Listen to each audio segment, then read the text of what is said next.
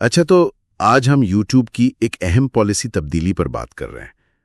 YouTube 15 جولائی سے اپنی monetisation پالیسیوں کو اپڈیٹ کر رہا ہے۔ مقصد ہے غیر مستند مواد سے کمائی روکنا، خاص طور پر وہ مواد جو بڑے پیمانے پر بنتا ہے یا بار بار ایک جیسا ہی لگتا ہے۔ جی، اور یہ بڑی حد تک اس لیے ہو رہا ہے کیونکہ ظاہر ہے آرٹیفیشل انٹیلیجنس یعنی AI اس نے اس قسم کا مواد بنانا بہت ہی آسان کر دیا ہے۔ ہمارے پاس اس پر کچھ معلومات ہیں، تو آئیے ذرا گہرائی میں جا کر سمجھتے ہیں کہ اس تبدیلی کا اصل مطلب کیا ہے اور یوٹیوب کر کیوں رہا ہے آخر۔ بالکل، دیکھیں یہ اپڈیٹ جو ہے یہ بنیادی طور پر یوٹیوب پارٹنر پروگرام یعنی YPP کی پالیسیوں میں ہے۔ YPP وہی سسٹم ہے جس سے لوگ ویڈیو سے پیسے کماتے ہیں۔ وہ اصل میں غیر مستند مواد کی جو تعریف ہے نا، اس کو تھوڑا واضح کر رہے ہیں۔ یوٹیوب تو کہتا ہے کہ تخلیق کاروں کو ہمیشہ سے اصل اور مستند مواد ہی ڈالنا چاہیے۔ صحیح۔ یوٹیوب کے ایک نمائندے ہیں رینی رچی، انہوں نے اسے ایک معمولی اپڈیٹ کہا ہے۔ ان کے مطابق مقصد صرف یہ ہے کہ وہ مواد جو بہت زیادہ تعداد میں بنتا ہے یا جو بار بار دہرایا جاتا ہے اس کی پہچان بہتر ہو سکے۔ وہ کہتے ہیں کہ اس قسم کا مواد جسے لوگ اکثر سپیم سمجھتے ہیں وہ تو سالوں سے مونیٹائزیشن کے لیے اہل نہیں تھا، اور یہ تبدیلی ریاکشن ویڈیوز یا کلپس والے مواد کو متاثر نہیں کرے گی۔ لیکن یہ بات دلچسپ ہے نا، مطلب وہ کہہ رہے ہیں کہ یہ پرانی پالیسی ہے، معمولی اپڈیٹ ہے، لیکن اس بات پر زیادہ زور نہیں دے رہے کہ AI نے یہ کتنا آسان بنا دیا ہے۔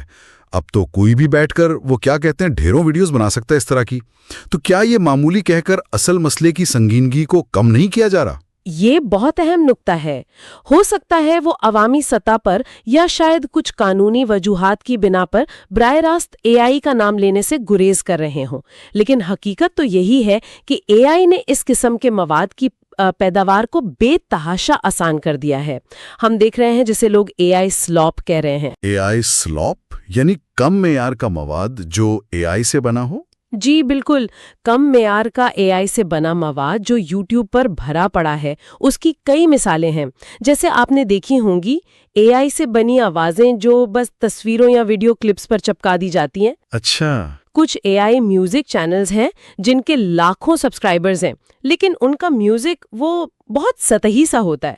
یہاں تک کہ خبروں کے واقعات پر، جیسے وہ مشہور ڈیڈی ٹرائل تھا، اس کے بارے میں مکمل طور پر جعلی AI ویڈیوز بنائی گئیں جنہیں لاکھوں بار دیکھا گیا۔ اوہ، یہ تو سنجیدہ بات ہے۔ جی ہاں، ایک مشہور ٹرو کرائم سیریز کا بھی پتہ چلا جو پوری کی پوری AI سے تیار کی گئی تھی، اور حد تو یہ ہے کہ خود یوٹیوب کے CEO نیل موہن، ان کی تصویر ایک AI سے تیار کردہ فشنگ سکیم میں استعمال ہوئی۔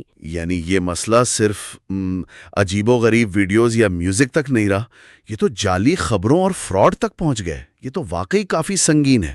بالکل، اور یہیں سے یوٹیوب کی تشویش سمجھ میں آتی ہے، چاہے وہ اسے معمولی تبدیلی ہی کیوں نہ کہیں، لیکن اس قسم کے مواد کو پلیٹ فارم پر یوں سمجھیں پھلنے پھولنے دینا اور اس کے بنانے والوں کو کمانے کا موقع دینا، یہ یوٹیوب کی اپنی ساکھ اور قدر کو کم کرتا ہے۔ لوگ تو معیاری مواد کے لیے